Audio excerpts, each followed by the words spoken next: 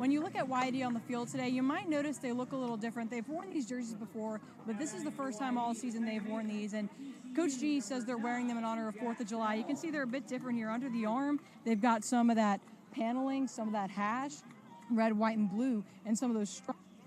So a bit of a patriotic look today for Y-D on the field. For the game today, legendary manager Scott Pickler is honored with a Silver Slugger bat, just like the ones that the pros are honored with, for his great achievement in this Cape Cod Baseball League. Over 600 wins. As you can see, it's got his name engraved just up there, Louisville Slugger logo, and all his achievements up here. So what a way to honor a legend in this baseball league with an awesome bat.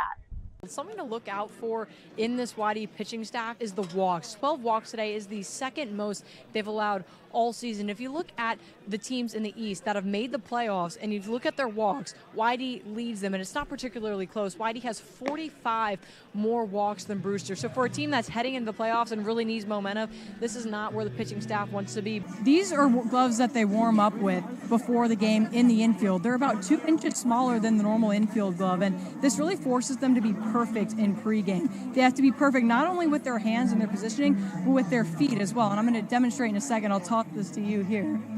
But once he's got this glove on, the difference is really just by a few inches. On the ground, he has to keep a ball that bounces on the ground. It's got to be right there. Whereas with his normal infielder glove, Chris Akopian can be a few inches back. And that's a big difference for some guys and helps them with their fielding. And Y-D is towards the bottom of the league in errors, and this might be a reason why. So I'm going to demonstrate catching a ball here if Jim will throw me one.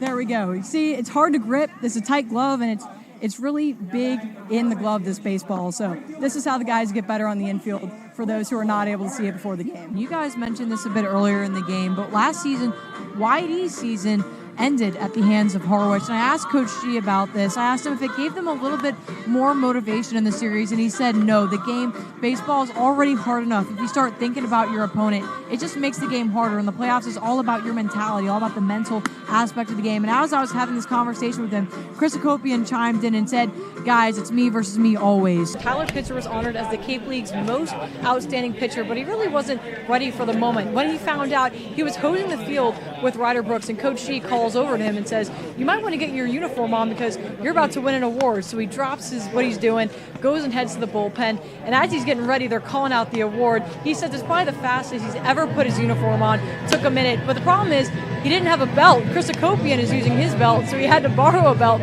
from Josh Landry as he was walking up down here to accept that he was still putting his belt on. But this is something that he told me that he has been really wanting, not since he came here. He saw how good he's been pitching, knew he had a shot for it, knew that there were other guys that were as qualified, but overall, he's really stoked to have this honor, and he's quite deserving of it. Y-D's manager Scott Pickler is in the championship series for the 9th time in his career and the first time since 2016. I talked to him a bit before the game about this, and I asked him if anything felt different. He said no, it all feels the same. But he spoke very highly about how he thought the team picked it up in the postseason. He said that this team just understands how important this league is, how important these games are, how important they can be for them. And I also asked him why it's the 2025 squad that's brought him back to this series. And he really credited the guys who stuck it out all season long. With so much turnover in the season, they've put a lot of work in, and they're willing to get the experience that will help them later in their careers, especially in the minor leagues. Right here I have Jack Bell's broken bat. He broke this a few games ago, and just last inning, Chris Akopian broke a bat himself. And this is one of the many challenges that these players face out here on the Cape. You can't get the broken bats as easily as guys in the pros may be able to get. Jack Bell, fortunate, he came with 10 bats, but most of these guys come with 4 or 5 bats. Chris Akopian came with 4 bats. He's broken a few. He's actually swinging Will Gasparino's bats. He bought some bats off of Will Gasparino. These are not the bats that he originally thought he was going to be swinging out here on the Cape. Armando Briseño, I was talking to him as well. He told me that last summer he broke every bat that he brought to his summer league and had to use a trainer bat towards the end of that, which made him really uncomfortable. Earlier this season, he had an Olympic diving competition at his host family's house. He went against the likes of Braden Dowd, Hunter Watkins, and Dom Desch, mostly graded on form by his host mom, and Pitzer pulled out the win. I was talking to Braden Dowd about this earlier in the season, and Dowd told me that the only reason Pitzer won was because he had been practicing. So this guy puts everything into everything he can compete in. As you guys have mentioned, picking up a suspended game the next morning is something that doesn't happen a lot. The last time it happened for Y-D was 2022 in Game 2 of a playoff series against Orleans. They suspended the game a little before 8 o'clock. picked it up in the morning. Y-D ended up winning that game and having to play a game 2 later. But because that this thing doesn't happen a lot, there's no set of ground rules that determines how a team should prepare before the game. You guys mentioned Harwich taking batting practice behind me. Harwich showed up around 9:50 today, and they plan to take BP and IO on Y-D's field. That means that the Y-D coaches had to show up earlier than that to prep the field for the Mariners. But the Y-D Red Sox are doing something a little different. Their guys didn't have to show up until 10:45 today, and Y-D's not going to be taking batting practice on the field. They're going to be taking batting practice in the cages. I'm joined with reliever Josh Landry. Josh, 5 1/3 scoreless for you last night. What was working so well on the mound? Just trying to throw strikes. It was a little bit rough each batter I started out with. I walked, it seemed, so my command was a little iffy. Just trying to put the ball in play, trying to get quick outs. How were you able to work through those command issues early? It's more of a mental battle, just refocus in between each pitch, visualize, see your eye point, see where you're trying to throw the ball. Just trying to stay focused. That's what Pitt came out and kind of scolded me. He was like, refocused me up a little bit, little fire under me, and we got back to work. But I imagine that this outing was probably the most strenuous that you've had all season long, it being a game 3 in a playoff situation. How are you able to work out that, and how are you feeling on the mound?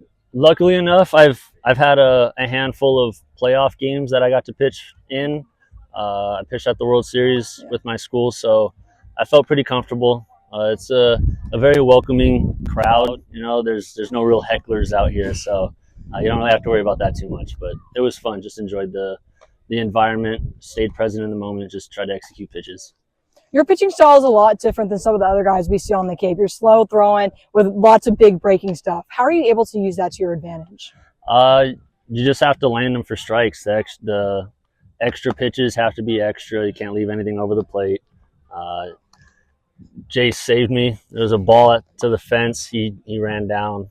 Costello was right there too, but I left one over the plate and he got smacked. So just don't do that and you'll be good.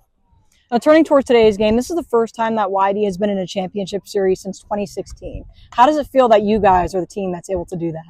I was trying to tell everyone yesterday, hey man, we didn't do anything cool yet. And then BD was telling us no one remembers second, third, fourth, fifth, sixth. They only remember first place. So we just wanted to come out, take care of game 1. Anything after that, it's out of control right now. So we just want to go out, take care of game 1. How are you going to use that feeling that it's not done yet? Y'all haven't done what y'all really need to do yet to your advantage in this series. We're still playing ball. Other guys are headed home. And I think that's the big thing. We get a little bit more summer ball with the boys. So just continue to have fun, execute, do your job. That's it. Keep it simple. What's going to be the key for a series victory here for Y-D? Get ahead, put them away early, and then keep winning innings. Just go inning by inning. We do that pretty well on offense. We do that pretty well with pitching. I think it makes a well-oiled machine, as the Harwich announcers were saying. So if we just keep that going, we'll be fine. Well, Josh, thank you so much. Thank you. Back to you, Leo. I'm joined with Braden Dowd. Braden, some exciting news came out for you yesterday. You committed to FSU officially. I want to ask you, what was that transfer portal experience like? Yeah, it was awesome. Obviously, being able to hear from so many different schools that were interested in my talents and my abilities. And as a baseball player who works really hard and wants to be a professional baseball player, it's a big blessing to have so many elite schools, want you to be a part of their program. So it was an awesome experience, and I'm happy I found the right spot for me. And when you weren't playing at Y-D, you were making those visits. Was that a difficult juggle for you at all? Yeah, it was definitely difficult, but it was a fun process nonetheless. I mean, obviously being out here on the Cape is awesome, and want to play as many games as I can and play every day and be out here the entire summer. But at the end of the day, finding the next college is also a really big, important step for me. So definitely a little bit of a ride going back and forth between the Cape and different places, but it was an awesome experience. Now, what stood out to you between FSU and the schools that didn't make the cut? Yeah, I'd say Florida State kind of offers everything that I was kind of looking for, from development to the ability to win a national championship, and also a great team around them, and also a great atmosphere in Tallahassee. I think Florida State was a great place for me to land, and I'm just super excited to get on campus and get back to work. this past MLB draft, Coach Jarrett obviously had a big pedigree going in, lots of guys drafted for you. How big of a draw was that? Oh, absolutely. I mean, I think Coach Jarrett's work kind of speaks for himself. 11 guys drafted this past year from Florida State. That's the most I think they've ever had in their program history. And then you just look at recent years and the first rounders that they've had and the guys that they've had since get drafted since Coach Jarrett's been there, and even going back to Notre Dame and the guys that he's developed there. So his body of work speaks for itself, and I think that was a big factor of why I chose Florida State in the long run. So yeah. Have any of those guys reached out to you yet to congratulate you or welcome you in? Yeah, a couple of guys for sure reached out and gave me some follows and on social media and shot me a couple texts. So it's definitely awesome to know you're going into a group with guys who are welcoming and good guys. Obviously, going into a new school can definitely be scary, and the relationships with players is a big part of your success and the team's success ultimately. And knowing that there's guys already reaching out and excited that I'm joining the team is awesome. So it's been great. Well, Braden, congratulations. Thank you so much. Thank Back to you, Leo. Thanks, Adam. Brady, another great outing for you. I mean, what's the trend here? You're on it, like Yep. in the Cape League. I'm feeling good. Just trying to have fun out here. I know the competition's great, but for me, it's just having fun. It's usually when I pitch my best. When you were faced with the best of the West, what sort of things were you trying to do to get those top guys out? I mean, get ahead, throw strikes. That's what games like this are for. Just pound the zone, let the defense work, and whatever happens, happens. And your team looked like it had your back in the bottom of the frame. 2 home runs. How does that pump the squad up? Oh, that's awesome. Dugout's awesome. The guys are enjoying it. Home runs are obviously great. Now it's just go out and get outs. And I want to mention, because you just started throwing a changeup, you could quickly show us the script. You said it's been working really well for you so far. I don't know if this is true, but you told me 100% whiff rate on it in your last outing. Yeah, so I just take my changeup and it's on the 2-seam grip. And then I pull my middle finger up and throw it as hard as I can, stay on top of the ball. And it's been getting the action I want, been getting good results. Awesome. Well, thanks for humouring me. Thank you, Brady. Thank you. You had the home run that tied this game up. What were you looking for in that at-bat? A fastball down the middle. When you've been struggling for a little bit like I have, you just look for the easiest pitch to hit and try and do something with it, and got one down the middle and did what I did with it. Does coming in a pinch-hitting situation change your approach at all, or is it more just based on what the game gives you?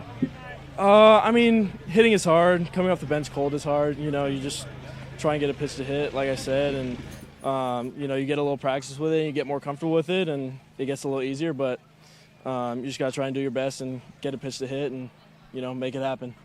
And you mentioned the tough stretch. What sort of things have you been trying to do to come out of that like you did today? Kind of like I said earlier, you got to start swinging at good pitches, be on time for fastballs that come in. I was in the cages since 12 o'clock today trying to just figure some stuff out and talking through some stuff. And, you just got to make sure the self-doubt doesn't creep in too much and just keep trying to do your thing. You're here for a reason. You told me a bit earlier this year that you were trying to work on your cutter. How has that development of that pitch been for you so far? It's been huge. I've definitely been able to get it a lot better than it has been. I barely used it in season this past year, but it's kind of been one of my main pitches this year, and it's definitely helped me out a lot. What have been the major improvements to that pitch? Mainly just finding the grip. The comfortability with it was kind of iffy in the beginning, but as I kept throwing it, it kind of just got better and better and got a lot more comfortable. You guys continue the Born Braves dynasty with this win. What does it mean for you to be a part of that history? It feels great being with the winning team, a team that knows how to win. A lot of gritty players, a lot of players that just don't give up, and yeah, like I said, good things will happen once you follow that plan. So yeah. You mentioned the gritty players. You guys have really had to grind it out all season long. What are some of the things you've learned through your experience here? It's going to be a long one. Just stick to the course and just don't think too much of the future. Just take it one day at a time. Just be where your feet are. There you go. What have been some of your favorite memories from your summer here? Fishing. I'd say fishing. Trying out seafood. I've yet to go to Martha's Vineyard. Hopefully I'll go there before I leave. So other than that, it's been nothing but a great time here. So I loved it. How are you guys going to celebrate tonight?